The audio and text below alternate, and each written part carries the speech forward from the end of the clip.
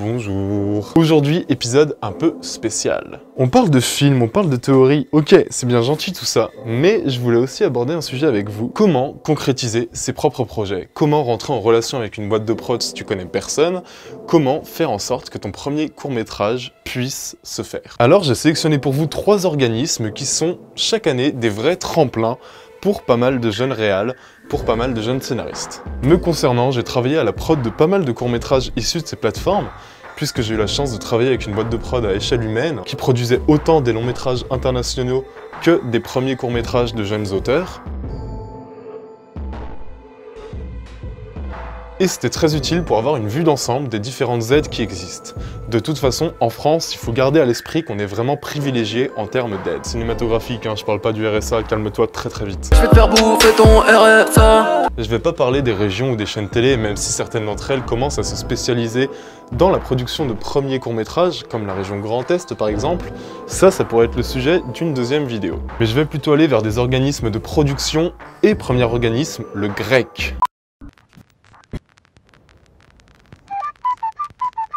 C'est un organisme qui a été créé par le cinéaste Jean Rouch et qui a pour vocation de promouvoir un cinéma ambitieux, hors des normes, libre, bref, un cinéma souvent représenté par la jeunesse. Ils sont soutenus par le CNC et offrent pas mal de possibilités pour les porteurs de projets, ça c'est toi. Déjà, la spécificité du GREC, c'est qu'ils acceptent tous les profils, t'as pas besoin de sortir de l'ESRA ou de la FEMIS. Si t'as un métier ou une formation qui n'a rien à voir avec le cinéma, c'est pas forcément excluant, loin de là même. Actuellement, ils sont même plutôt à la recherche de profils qui viennent d'ailleurs, qui ont des idées pour casser un peu les codes du cinéma. La sélection la plus connue du GREC, c'est la sélection sur scénario. Donc 3 fois par an, t'as 3 collèges qui se réunissent pour lire 30 scénarios. Il faut absolument que ce soit des premiers films, donc le film que t'as fait à la fac ou avec Tata Yvette ne compte pas. Donc si t'as jamais réalisé de court-métrage déjà produit, tu peux y participer. Parmi les lecteurs, t'as des prods, des réals, des chefs-op, des ingé-sons, bref, que des professionnels du cinéma.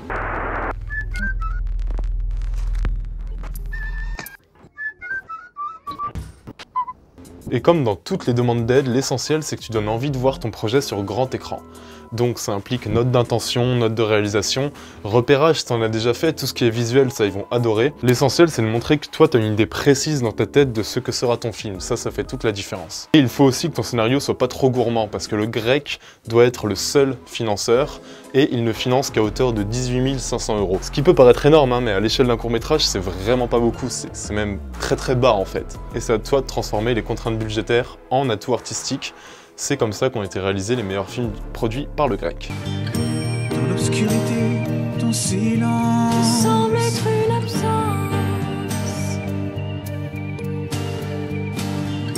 En fait, le plus gros atout du GREC, c'est pas vraiment l'argent qu'ils vont te donner, c'est le suivi. Si toi, ton projet est choisi, tu vas être produit par les producteurs géniaux du GREC qui vont s'occuper d'organiser tout le tournage, d'utiliser leur réseau aussi parce qu'ils ont un réseau énorme. Donc ils vont utiliser leur réseau pour te donner des techniciens très performants et surtout pour assurer une diffusion à ton film. C'est-à-dire qu'ils vont gérer à la fois la prod mais aussi la diff. Et ça, c'est un luxe très rare en fait dans l'économie du court-métrage. Donc voilà, le GREC, c'est à la fois un organisme de production et un organisme qui peut financer ton film. Et c'est vraiment pour moi le meilleur moyen de faire produire son court-métrage. Tu seras vraiment hyper bien entouré, ils ont un réseau énorme et c'est la meilleure chose qui puisse arriver à un projet d'un jeune réalisateur. Deuxième possibilité, les résidences SoFilm. SoFilm organise souvent des résidences en partenariat avec un diffuseur ou une région. Et peu importe que tu aies déjà un prod ou pas, si ton film fait entre 20 et 10 minutes, si ton scénario fait entre 20 et 10 minutes, tu peux proposer. Et c'est très orienté cinéma de genre, il y a toujours une thématique spécifique, science-fiction, fantastique, horreur, guerre. Il y a plusieurs présélections et si tu es choisi, tu pourras participer à une résidence avec des scénaristes, des storyboarders, bref des pros qui vont te permettre de démarcher bien plus sereinement des boîtes de prod. Sans compter qu'à chaque fois, un des projets est acheté par un diffuseur, genre Canal+. Alors, quand un diffuseur te préachète ton court-métrage, ça veut dire qu'ils achètent les droits pour pouvoir le diffuser plus tard. C'est un peu le Graal pour tous les courts-métrages. Et Canal+, par exemple, ils achètent ça 1 000 € la minute. Donc, si ton film fait 20 minutes, t'as déjà 20 000 balles. Et ce projet bénéficiera en plus d'une aide de la région partenaire. Donc, si c'est Grand Est, par exemple, c'est 20 000 €. Tu te retrouves avec 40 000 € pour produire ton cours, t'es large, t'es très bien. C'est en partenariat avec le CNC et il y a une résidence à peu près tous les trimestres. Alors c'est difficile d'accès, je vais pas te mentir, il y a énormément de projets, mais au moins ça peut permettre de tester ton projet auprès de professionnels, d'avoir des retours, et pourquoi pas, si tu réussis, bah, là c'est bon.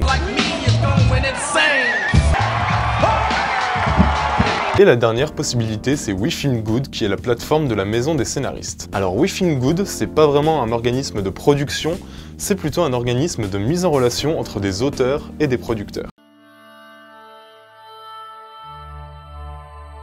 En gros, t'envoies ton scénario et t'as des lecteurs qui vont le lire. Peu importe que ce soit un court, un long, documentaire, fiction, etc., ça on s'en fout. Quoi qu'il arrive, t'auras le retour d'un lecteur professionnel du cinéma sur ton scénario. Si ton scénario est considéré comme vraiment bon, là tu seras sélectionné et tu devras faire un vidéo pitch pour vendre ton projet, essayer de le rendre le plus sexy possible vers les producteurs, expliquer de quoi il parle, pourquoi toi tu te sens de le réaliser, pourquoi tu as envie de le réaliser. Bref, ça c'est un vidéo pitch et c'est essentiel pour que les producteurs te remarquent. Ça c'est l'étape 2, c'est vraiment si ton scénario est déjà sélectionné. Et ensuite, We Film Good le mettra en avant pour faire exploser sa visibilité auprès des producteurs qui zonent en nombre sur la plateforme. Ça, je peux t'assurer que We Film Good, il y a énormément de producteurs qui connaissent cette plateforme et qui vont repérer des nouveaux talents là-bas.